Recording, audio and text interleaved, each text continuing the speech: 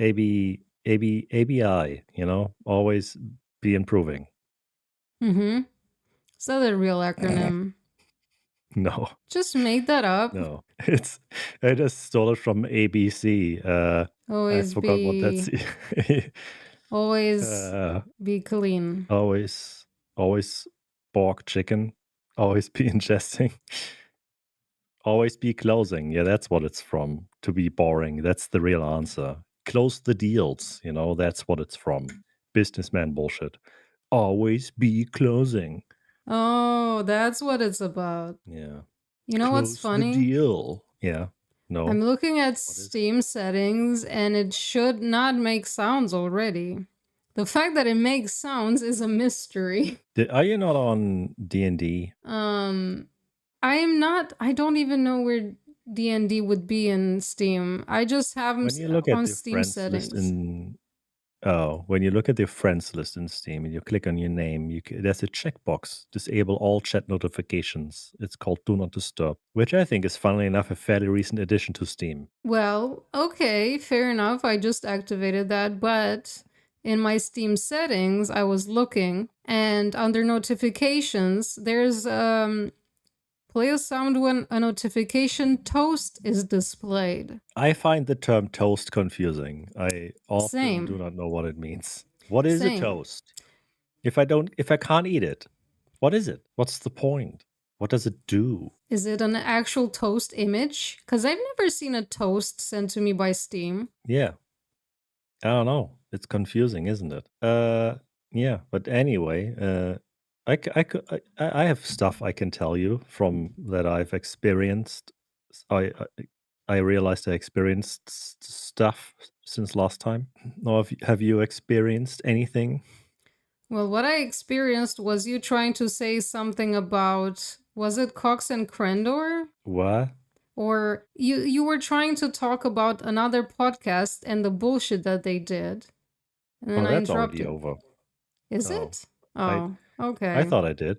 I just said that they made episode 199 and then just had point 1, 2, 3, 4, 5 or whatever. So they would avoid doing episode 200 until they actually had the date they wanted it to be on. Oh.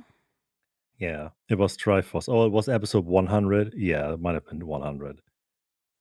Yep. Well, that's an appropriate solution sometimes. Well, you can make it fit, It doesn't, in the end, it doesn't matter. You do whatever the heck you want. Who makes the rules? What are the rules, if any? I don't know, but Sometimes we that still we need something. First of all, we yeah. need some way of realizing when one of us is going to talk so the other doesn't talk over. That's one big I thing. think that's just etiquette and paying attention. I don't know if there really is anything. I don't think we need to raise hands in a two-person conversation. No, we do. We need this little red button that's on screen while I talk, and when I stop talking, I hit the button and it turns green and then it's your turn to speak. And it also makes a painful, loud electric buzzing noise. Yeah. Yeah, Yeah. a buzzer or a buzzard. Maybe it's also in the shape of a buzzard. The bird, The what? The bird. The buzzer? Mm-hmm. What's that? What bird is called a buzzer? It's a buzzard. Oh, you mean a buzzard. Yeah. Yeah. Yeah. That D is so quiet in there, it's basically not even present. In German, it's called a bussard.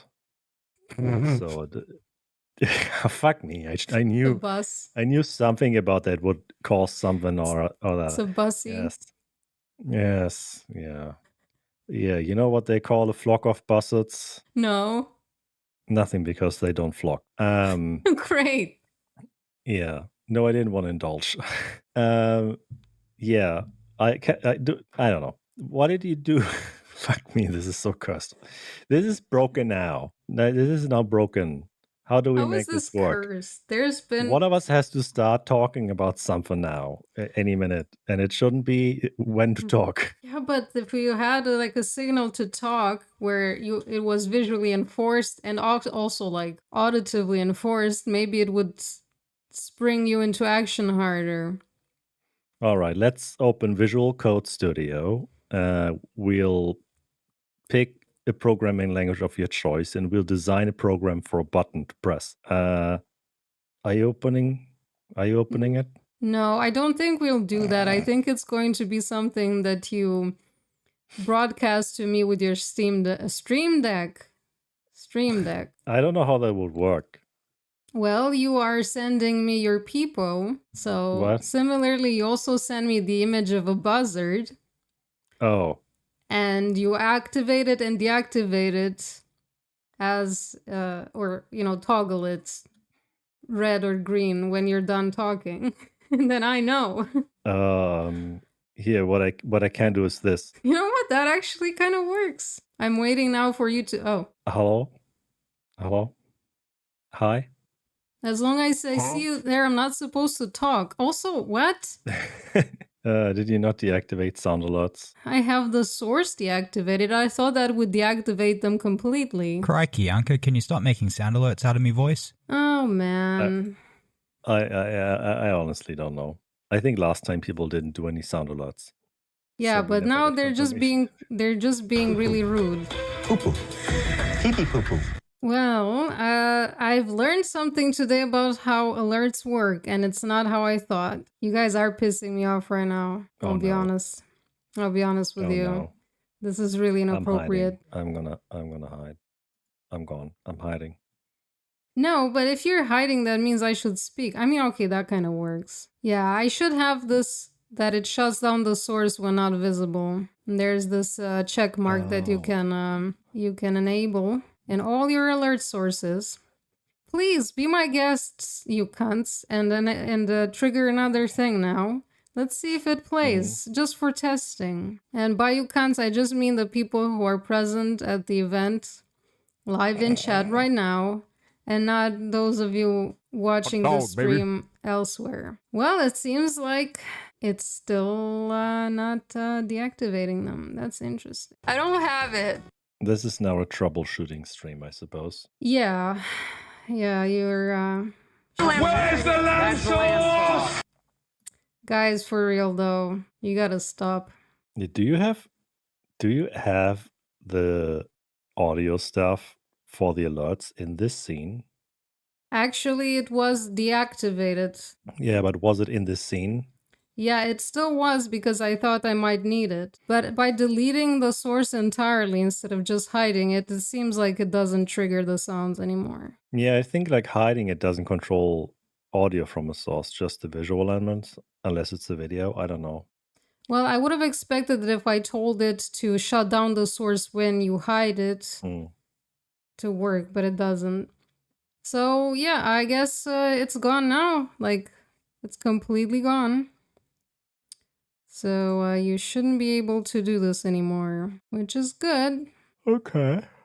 So I guess we can start afresh and actually talk about things from this point on. Yeah, breaking news. A certain community member who let themselves be baited into changing their name for a meme has now found out that their old name is gone when they wanted to change it back.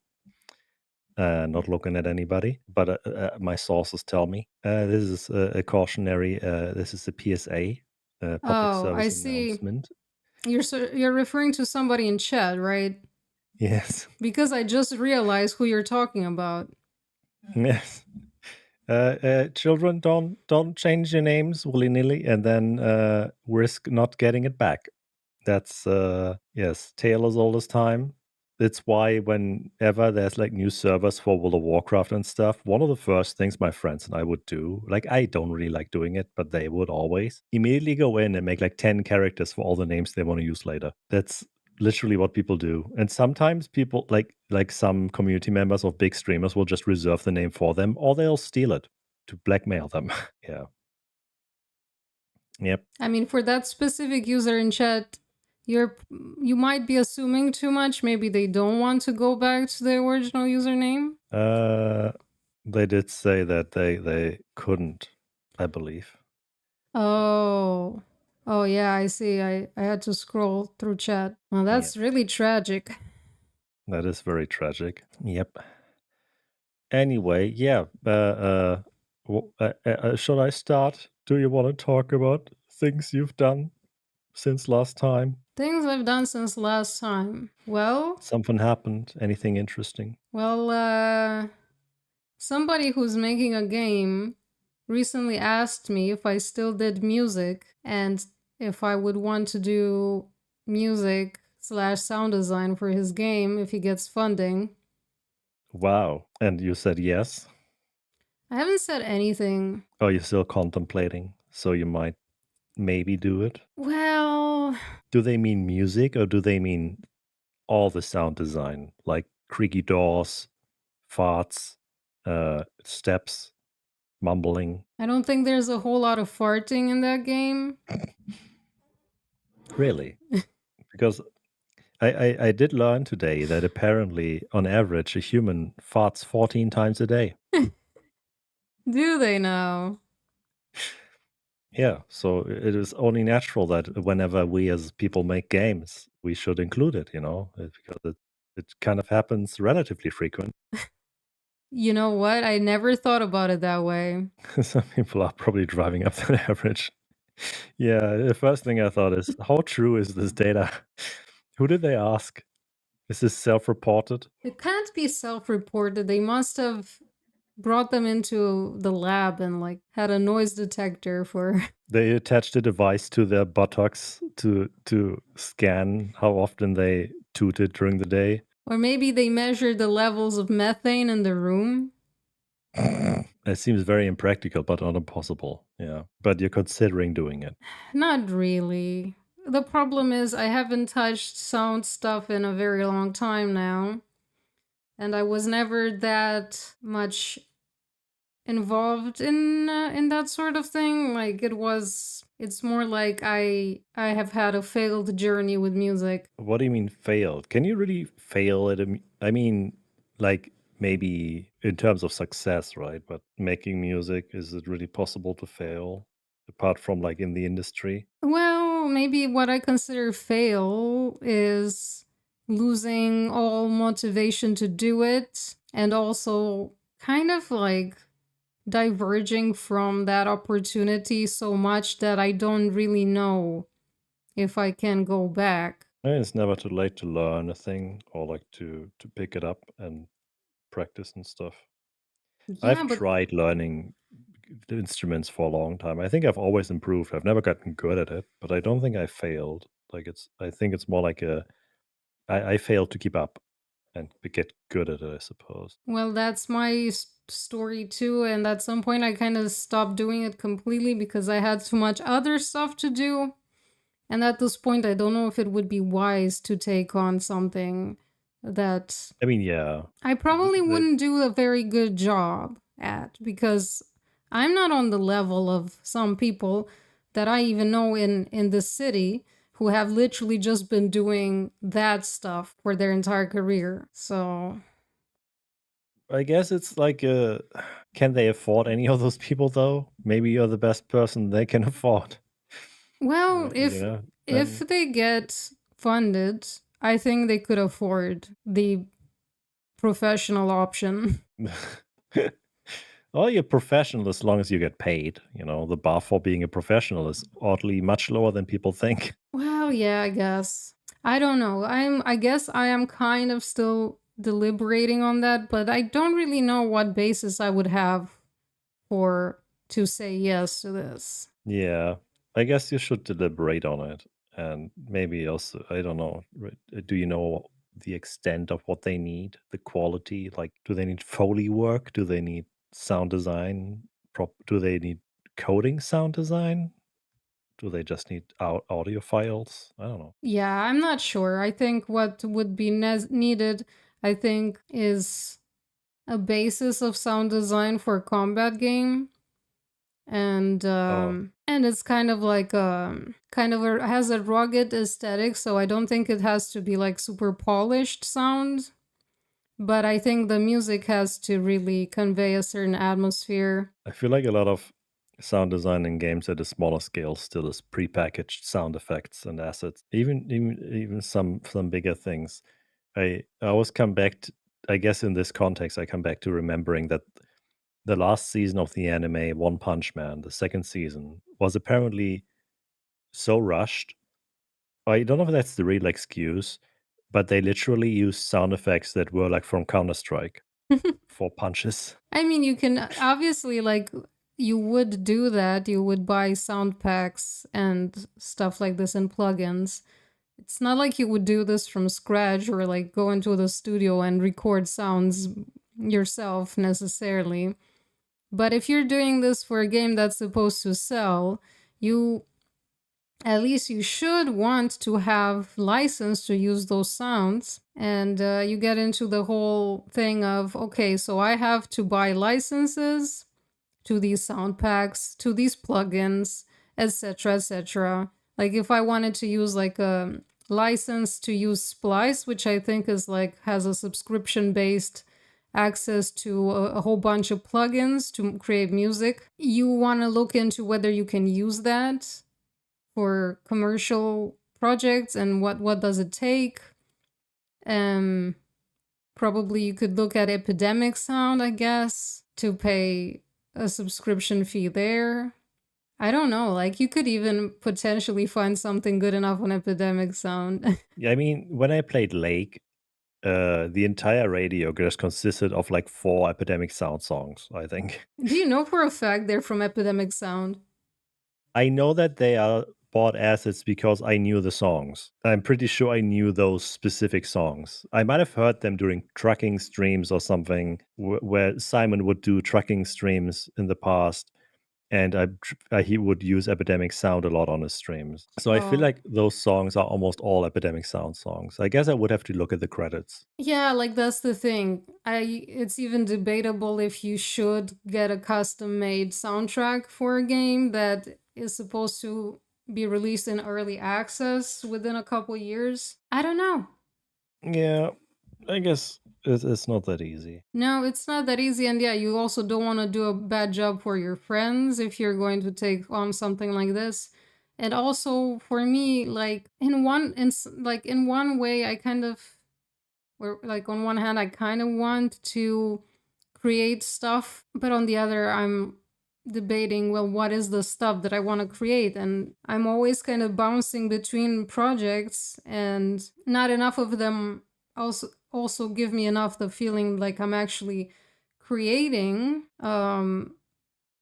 something that could be roughly called artwork or like art related things. But I also know that I kind of don't work very well with just making stuff for no reason. Like for me, if it's directed towards somebody's project or my project, or it has a specific goal, then it's more likely that I'll invest energy into it. If it's up to me and I say, okay, I'm going to start making artwork or animation, or I'll do like a beat every day, that I'm not gonna stick to that because I don't really have a purpose, or at least somebody hasn't entrusted me with the goal of you will do this stuff because the end goal is to have X. Yeah, finding motivation for anything is a real struggle. I mean, but it's very related to why we are doing this here right now, because it's like trying this out and trying to keep each other accountable to doing it and having a regular thing to practice on. Well, it can be rough. Like today is a day where you're struggling with a headache and you're tired, and I'm tired. It's really hard.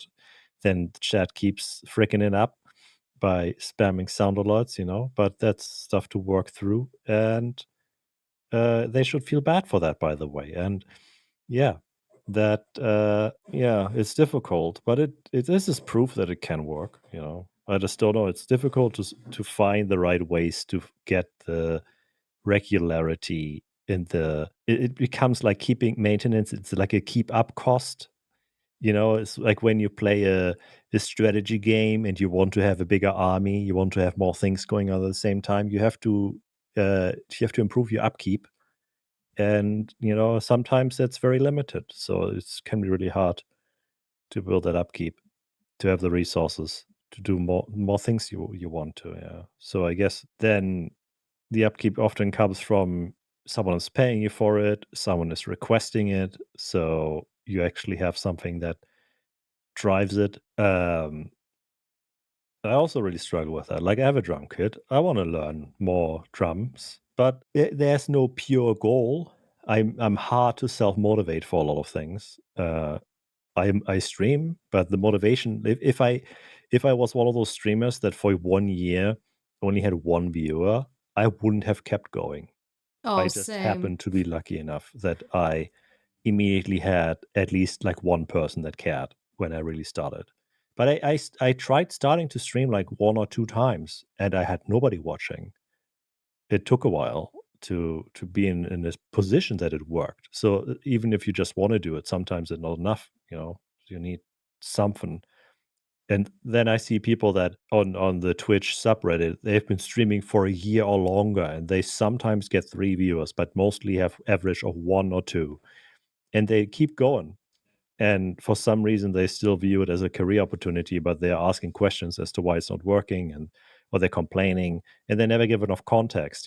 When the real answer is probably they never managed to put themselves in a position that was possible in. And I guess that's there's no one answer to these things. A lot of it is opportunity, probably. But this is an opportunity for you. But the problem there is, I guess, do you have the confidence in your abilities, or maybe you will need to practice for it, but then you would practice for it before you get paid for it, which is also not a great motivator. Yeah, exactly. And right now it's a big motivator figuring out what I can actually get paid for. So I would rather not do too much stuff that won't at least eventually lead to some kind of being able to be paid for those skills.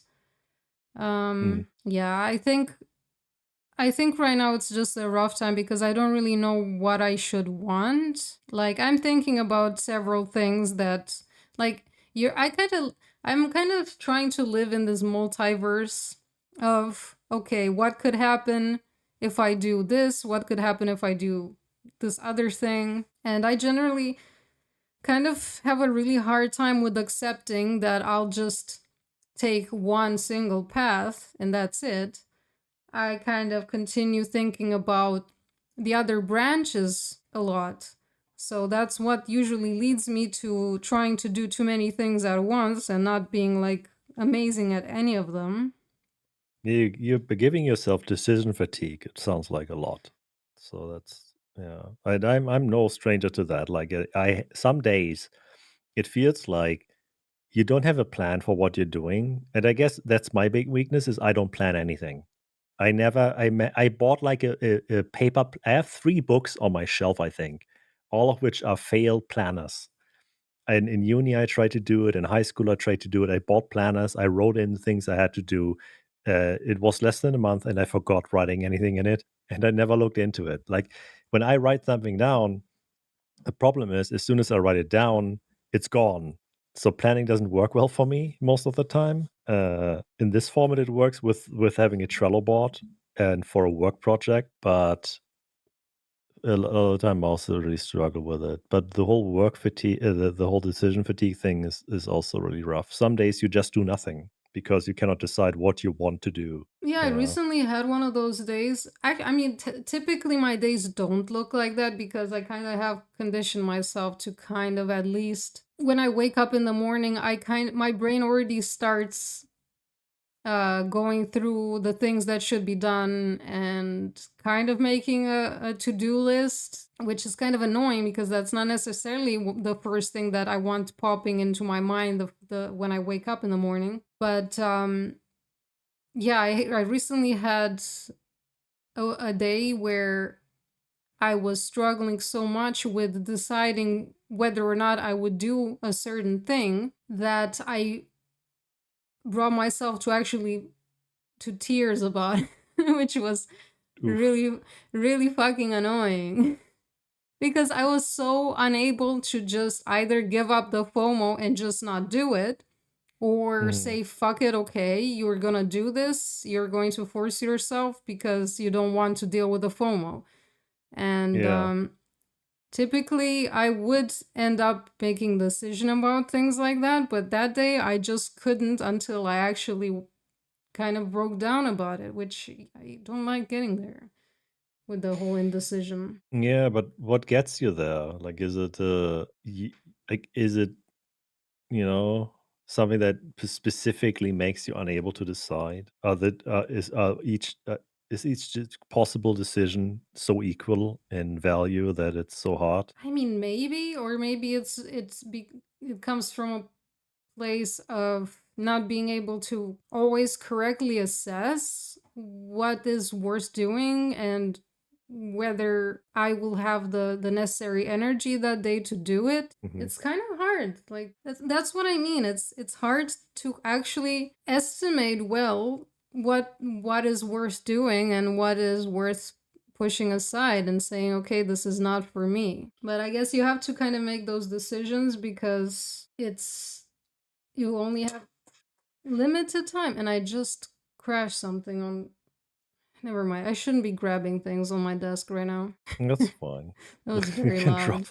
drop all the things you like.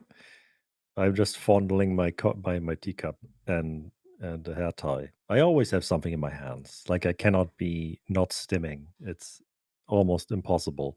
Yeah, I had to honestly, stop me myself from too.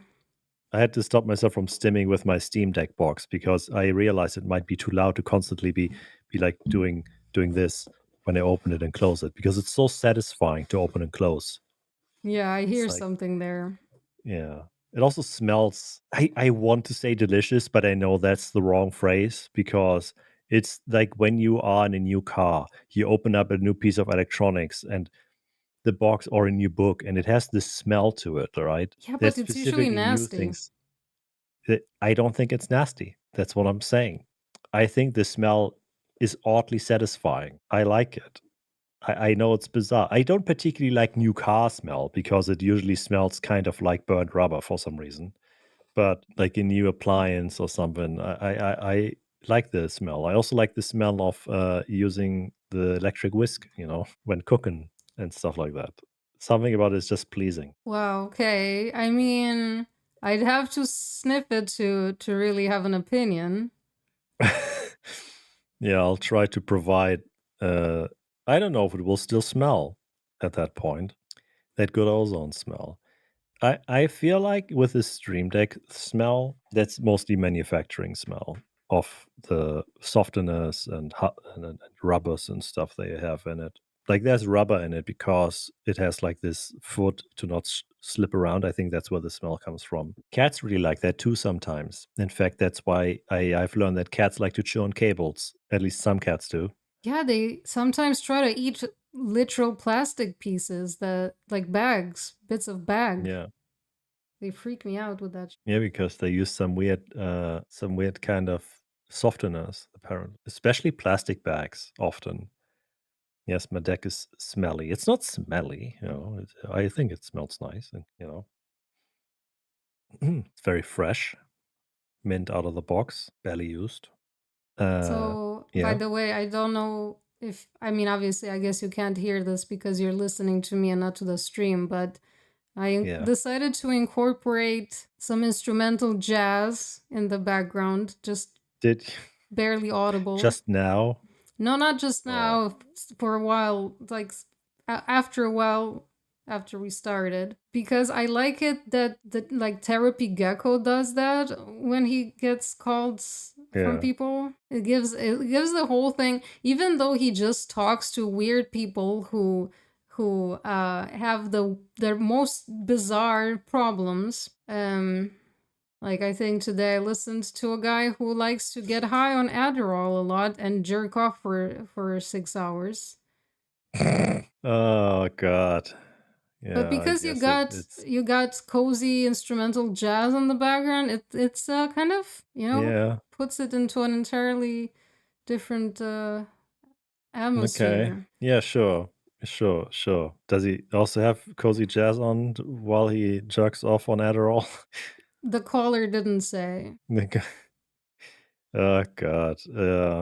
I guess I've never experienced Adderall, and I guess that's how it works on people that I think that's how it works in people that don't actually have ADHD, as far as I've learned. That thing that you take it, and whatever you end up doing while it kicks in, you'll be doing for the rest of the day. Yeah, I've heard something like that too, I guess. I think the person was actually prescribed that medicine too, but Yeah. I think I've also read accounts where people were annoyed to be taking Adderall because if they take it at the wrong time and while it kicks in, they start doing something that they actually don't want to be fixated on for the rest of the day, then it's really bad because then they'll be so fixated on that specific thing that they don't want to be doing. Yeah, there's a massive, I don't know if it's still as intense, but when I went to uni, it was very common to take Adderall to study. And there are stories of people that were taking Adderall and they were cleaning just before they were sitting down at their desk to study, and they ended up not studying at all and just cleaning for 6 hours or whatever, So you actually had colleagues that did stuff like that? Because I didn't know anybody Yeah, I knew doing people that. in uni. But a fun cat fact, I also knew of someone in when I did my university qualification, which is the last 2 years of school you can do in Germany. It's really, I don't know how to explain it better, but it's your top high school diploma before you can go to college. Our school isn't really it transitions differently from the US and other places. Um, but basically, the qualification to go to uni anywhere. I did that later on in life at like 21, and there was a guy that I learned about was going outside during our history exams, and he would do coke on the toilet to be better at the exam. Damn. Yeah, yeah, it's it's an interesting fact that I learned about that person. I thought it was a pretty nice guy, pretty cool. I liked him, but then I learned that I was like, why do you need to do that? That's something I didn't think you would be doing. But interesting, yeah. I guess it really is just another amphetamine. So it's just like Adderall or speed or whatever. It all ends up kind of being the same. But it's also what I've heard, yeah. But mostly Adderall in university. A lot of people were doing that because doing biology was a real pain in the ass with having to learn physics. And apparently the pressure makes people do that. I can actually understand that. I mean, never having had access to that kind of thing, I don't know. But I can definitely understand the urge behind doing that because you want to be as productive as possible, I guess. It's crunch culture in every facet of life, from school on, basically. Yeah, I mean, I've been part of that, like pulling all-nighters to get ready for a test or like studying, just barely before, or like when I did my bachelor's thesis, when I wrote that, I literally finished the manuscript like the night before. Hmm. The night before the last day when I could print the the thing and then deliver it, Jesus. Like it was Yeah. terrible. Yeah, but you probably drank a lot of coffee in that time, or were drinking energy drinks or cola, or something caffeinated as well, right? Probably cola. I don't know. I mean, coffee. I don't know anymore. It's been too long ago. What I wanted to get at is that even then we still abuse some kind of substance to be able to produce That's true. something. I definitely abuse coffee a lot. And it is substance abuse. That's the crazy thing. Today I watched a video about supplements in the fitness industry, and it Ed Helms was in it, who is like a very big like sciencey guy when it comes to workout things, including nutrition. And he was talking about how he has a rating system for supplements, like class 1, 2, 3, 4, 5, basically. Uh, where class 1 is something that if that absolutely provably only has a net benefit. There's no downside. 2 is there's an absolute benefit, but there's also like still a downside as far as I remember. And 3 is there's dubious gains and not necessarily good for you. And 4, 5, it goes down to this actually is detrimental to your health. And coffee classified as 2 because even though you have a gain, there's still health. There's still adverse effects for coffee, right? Like it agitates your stomach. You can feel worse from it sometimes. Some Mm-hmm. people don't respond well to it and stuff like that. Yeah, The yeah, only I thing get that that. the only thing that gets in the class 1 is creatine, which is basically just a supplement that is, if you don't eat enough red meat, that stuff is in that. It basically makes it possible your body stores more water in your muscles, and there's no provable real like side effect to it. It's perfectly safe, but yeah, there's basically nothing that is entirely safe. And creatine is literally just an element out of food. It's like taking vitamins, kind of. Okay, but are you saying that even if you're not a weightlifter, you should take creatine for energy? I don't think. No, it's not for energy. No, it purely helps you have more surface area for your muscles, kind of, to put it as easy as possible, which means that there's more strength, that you have a bit more strength, you gain a bit more volume. It helps water retention, but also specifically in your muscle fibers, which makes you a little stronger. You can look a little bigger. It's not massive. It's not, you don't take creatine and you suddenly look like Arnold Schwarzenegger did in his highest peak. You just have a little extra, basically. And you also gain, like, you can measure it when you take that. You gain weight, which is like, it can be up to 2 kilos of water weight. It might just be like half a kilo. And some people don't respond to it at all because it turns out they get enough out of their nutrition. Yeah, but take me, for example. Yeah. I almost don't make it to the gym these days. Yeah. If I were to take creatine, do you still think that this would make my, I don't know, my arms look a bit more muscly, like musclier? I don't think it would be noticeable, no. You literally would just add a tiny bit of volume to your muscles. Yeah, creatine is literally something you consume in your food. You're just adding more to it than you normally already consume. It's more like you don't get enough vitamin D and you're making sure you get enough vitamin D, stuff like that. It's just that creatine is something that a lot of people can have a little more of. Both of us to assume that Francie has cells because Yeah, but Francie isn't sold on it. But I still don't get it. Do you need the creatine for any other reason than just if you want to pump up your muscles a tiny bit more? It lets you lift, like, maybe you end up lifting like 2, depending on the lift, in a big lift like deadlifts, something I did yesterday. Maybe I end up being able to do like 5 kilos more when I've been on creatine for a month. It helps, and because your muscles are like slightly more engorged, they're slightly stronger because they have more surface area from having more water and stuff, then you can technically also build muscle quicker because you can pick up heavier things. I mean, But 5 you can kilos also not difference is take a it. lot. Well, in a deadlift, it's not. Like, I can deadlift about 150 kilos and then not taking creatine and then taking creatine. And once more water is stored in your muscles and stuff, then 5 kilo on that is not a lot. Yeah, Maybe on a bench Shalama. press, you end up having 2 kilos more. Yeah, but You this know. is the thing. You have diminishing returns now because you already lift so much. But like if I go to Yeah. the gym and I deadlift, I can probably do 30 kilos. Well, that's fair for a beginner. It depends. Like when I started out, I probably did less than my body weight. Yeah, I mean, Which, this would be less than half my body weight. Yeah. I mean, you start somewhere. I feel like also I guess we're in gym talk now, but there's this thing about when you start working out, you usually have a grace period in which you improve much faster than anyone can. It's called beginner gains because your body's potential essentially has never been tested, and you probably have more strength, but your body isn't trained to, like, you have the strength, but you don't know how to move. So everything feels heavy and bad until you learn the patterns of movement to control the weight well. I You can learn that. confirm that everything feels bad and hard. See?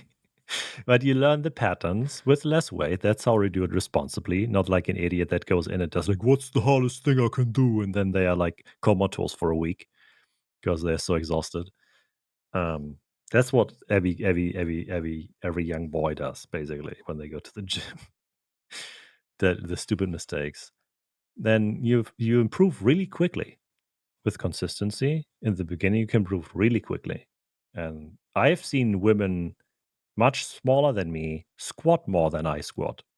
I don't know. And sometimes, you can't really tell. I was just trying to understand if I should take creatine. No. Do you need it? No. Nobody needs it. Nobody needs coffee if they never take coffee. You need coffee because you're used to taking coffee. True, true. I mean, I'm not saying if I need it, but if it's going to make me much more productive than I would be without it. Yeah, I mean, creatine only makes sense if you want to lift and if it helps you feel better. It's like in a way, it's when you go work out, do you go in your normal clothes or do you like to dress up for the occasion of working out, right? Well, I don't like going in the clothes that I hang out at home because that would be very disheveled. Yeah. So you kind of dress for the thing you want to do. So the connection I'm trying to draw is like when you lift a lot, you maybe want to do something that makes you feel like, even if it's a placebo effect, that you're doing something to improve that. So I guess that's why a lot of people end up drinking protein shakes. Yeah, but that makes And it sound like it's just totally in your head, that it's just a ritual you're following rather than it actually has proven benefits. in a way it is, but everybody wants to have something that improves what they're doing. Like people buy energy drinks that promise, oh, you're going to be concentrating so much better, right? But all it does is it makes your energy expand faster because you think you have more energy, but in reality you didn't change your physiology. You're still tired. That's not working, but that's still what we're being sold because what's what people want, like an easy answer. Creatine is good because it's safe. It's not good because you should take it. I think, in my opinion, it's perfectly fine. And if you want to make gym gains, and then it can help you, but only if your goal is to actually lift weights and get stronger or build more muscle, which is not mutually exclusive. But you shouldn't sitting around. It makes no sense to start drinking protein shakes and taking creatine unless you want to gain weight. Then drink protein shakes. They'll help you get more protein in. Maybe you need that. Protein shakes, I guess, are another thing that they have a real benefit, but you don't technically need them if you manage to get new nutrition to be on point. Yeah, this is why like nutrition is so damn hard because it's so based on people's tastes and people's impressions, and everybody has something different that works for them better, and it's like Yeah. I guess my biggest reason is that I work out pretty hard when I work out, and I do these things because I do anything I can safely to help my recovery, which is sleeping a lot, eating enough, and then take vitamins to make sure I have enough vitamins from that I might not be getting from my normal food.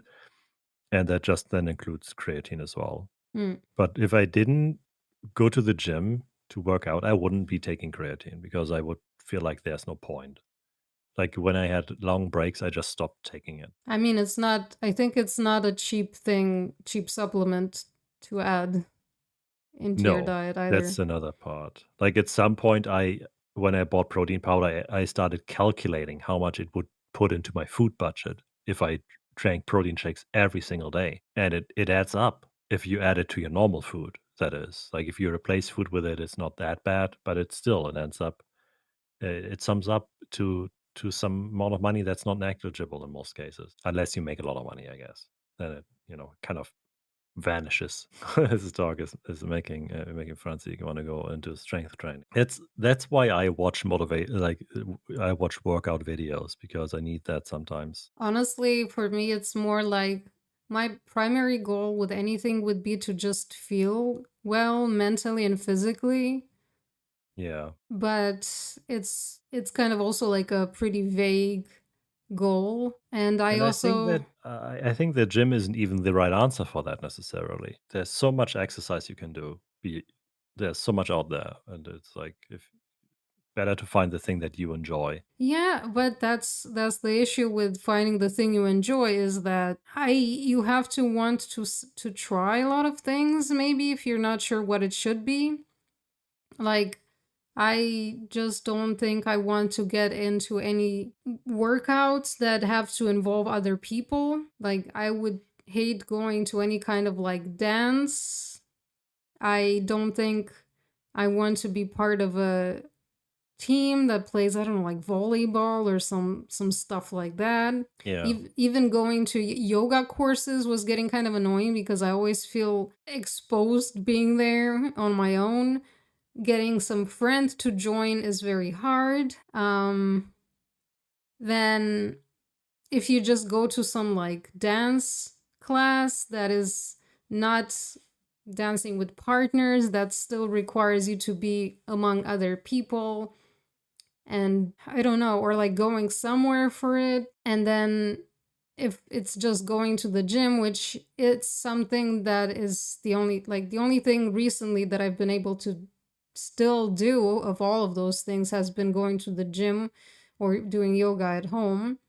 But I don't think I like going to the gym that much because it's kind of always the same thing, which gets boring to me. And I guess I could try to be motivated by seeing that I can lift more and more over time, but I don't know if that's the thing for me or not. I mean, there's two kind of elements to this, like major elements, I guess, which is the difficult part, right? The how do you doing it once and feeling good about it is, that's easy, kind of. Like I could take anybody to the gym with me, not really work out myself and just motivate them and show them things to do. But that doesn't mean that they'll come back next time. But I think a lot of people fall into that trap when they sign up for a gym. They do like the one session with a trainer that's free, even in the cheapest gym. And then they're like, whoa, wow, I have this plan and I'm going to do it. I'm going to keep it up. But they don't feel motivated to come back. Or and I think it's like for two big reasons that I can immediately think of. And one of them is they don't find any reason to do it. They like you're saying, like they can't really find a reason to keep doing it, to enjoy it. They can't, I don't know, they can't do it without external motivation, which is why a lot of people get personal trainers. And the funny part is, uh, personal trainers are terrible. Like I've barely ever seen videos critiquing personal trainers or like read about stuff critiquing personal trainers routines that they give people that were positive, because most of the time they just invent bullshit to make people feel like they are doing exciting things, because it's hard to keep people motivated and the personal trainer wants to be paid. So they need to do something that makes people feel like, well, this is really interesting and exciting and it works. But the other part is that if you don't do that, maybe it wouldn't even work, then it's discipline, and discipline is fucking hard as hell. I don't know. I've been working out for a long time, and still pretty much every second time I struggle going to the gym. It's like I want to go to the gym. It's 3 hours and I actually go to the gym, but it's taken 3 hours to get there. It can be really rough to just do it. Like me learning to just do it, it's not that rough anymore, but learning to just do a thing is like what feels like sometimes it's the hardest thing. I don't know. I think for me personally, I don't know what it is for most people, but I think for me personally, it's because when I was brought up, I never learned that you just do a thing even though maybe it sucks, or maybe you just do a thing for the merit of it. I never did my homework practically because my mom didn't care and she never told me to do it. And Gosh, I did really? Wow. I I barely ever did my homework. I did it enough. I ended school with okay grades. I went to university somehow, but I barely ever did my homework when I was in middle school.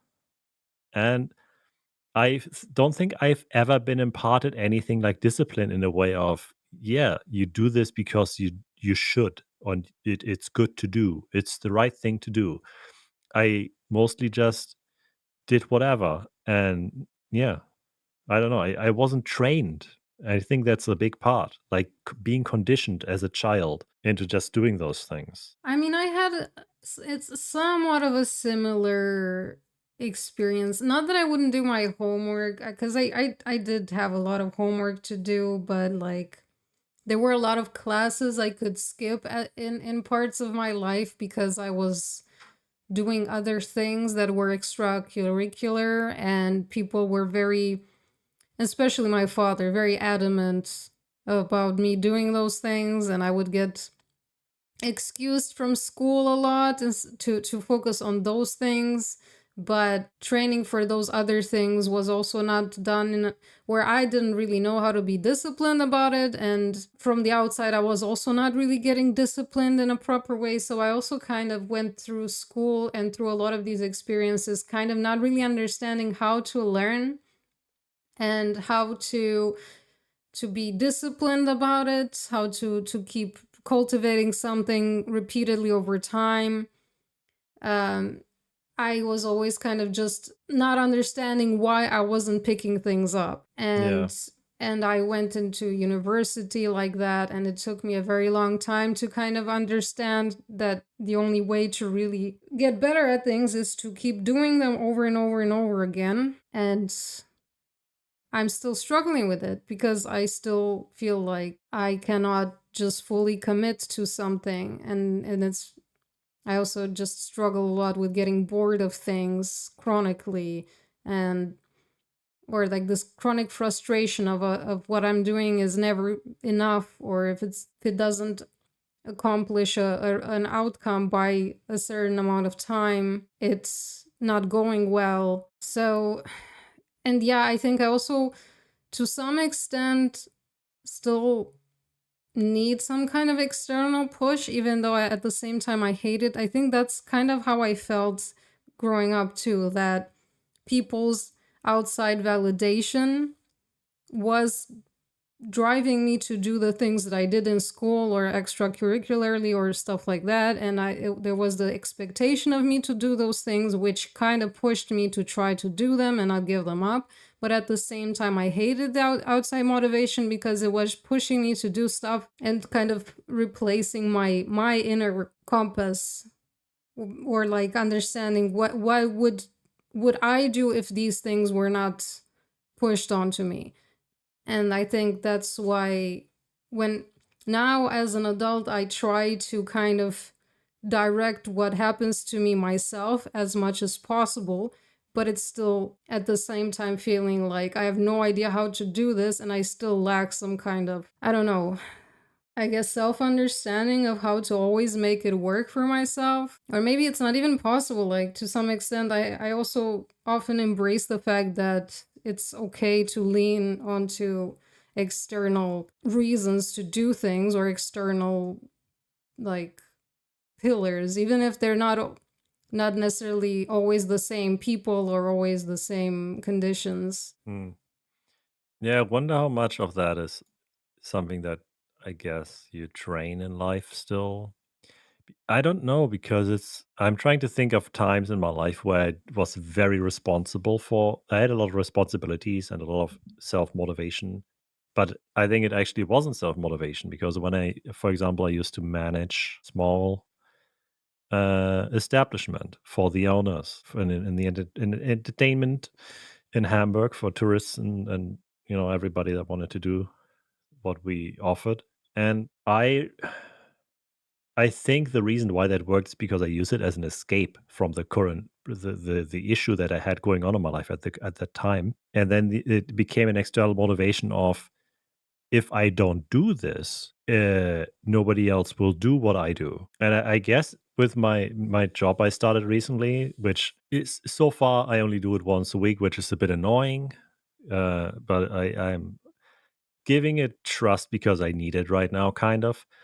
It's also a position of, in this job, I sit in an office with a lot of electrical equipment, with like a lot of responsibility, that I'm supervising basically live broadcasts, or that's supervising. I am live testing live broadcast stuff, that if I don't go to work and nobody else is doing it, then if some shit goes wrong, for the people that we do it for, it becomes a massive inconvenience on a big scale. And it's a lot of pressure, but I kind of like that pressure because it motivates me to do the job and feel like I get some value out of it, because it gives you the feeling of, this is important. This is not just, I push this spreadsheet over here and put some number into it and nobody will care. It's kind of weird. Well, yeah, I mean, you kind of, to some extent, need to feel like what you do is important to others. Because if you always do stuff where you feel like, okay, I could stop doing this and nobody would notice, that is a very, very sad situation to be in. Yeah, I kind of always need someone that depends on me, and I guess that's why I never really cared about homework because it never felt like something I cannot motivate myself out of something that's just for me. The reason streaming works is because I want to do it so people can watch and be distracted from annoying things, can have a bit of fun, can laugh, can share some moments.